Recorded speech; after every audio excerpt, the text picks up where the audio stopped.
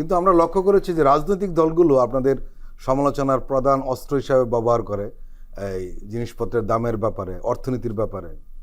মানে তাদের lack of অ্যাপ্রিসিয়েশনটা সত্যিকার অর্থে একটা মানে আমি বলবো যে তারা তাদের কনস্টিটিউয়েন্সিকে হ্যাপি করতে যেয়ে তারা বিগার পিকচারটা মিক্স করতেছেন। তারা তাদের অ্যাপ্রিসিয়েশনের জায়গাটা কম। এটা খুবই আমি বলবো যে এটা একটা ডিসঅ্যাপয়েন্টিং। কেন আপনার যেই ধরনের এই ইন্টারিম গভর্নমেন্ট যেই ধরনের কাজ করছে, যেভাবে তারা একটা ভঙ্গুর ইকোনমিকে আবার বাউন্স ব্যাক করিয়েছে, আপনার ব্যালেন্স অফ পেমেন্ট 3 বছর ধরে নেগেটিভ ছিল, সেটা পজিটিভ হয়েছে। আপনার ইনফ্লেশন আপনার ডাবল ডিজিট ছিল এবং খুব ম্যানিপুলেটেড ডেটা ছিল, সেই জায়গায় আমরা এটার সিঙ্গেল ডিজিটে আনছি এবং এই মাসেও দেখবেন কমবে এবং আশা করা যাচ্ছে যে বাই জুনের মধ্যে এটা 7%-এর কাছাকাছি আসবে। বড় ধরনের ঘটনা মানুষের জীবনযাত্রা। আপনি দেখেন এখন কোনো কারো কাছে শুনেন যে জিনিসপত্রের দাম নিয়ে কারো কোনো কমপ্লেন আছে?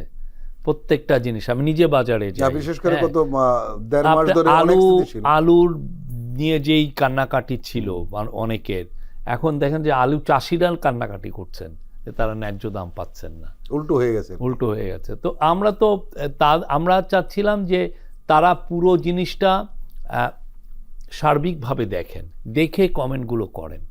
কিন্তু অনেক ক্ষেত্রে হয় কি, পপুলার পলিটিক্স করতে হয়, তার লোকগুলোকে বুঝাতে হয় যে না এদেশের অবস্থা খারাপ বা ইয়ে, বাট আমরা হ্যাঁ, কিন্তু আপনি একটা দেশের অবস্থা খারাপ কি ভালো এটা আপনি কি দিয়ে বুঝবেন? আপনার তো অনেকগুলো ডেটা দেখতে হয়, অনেকগুলো বেঞ্চমার্ক ইন্ডিকেটরস দেখতে হয়।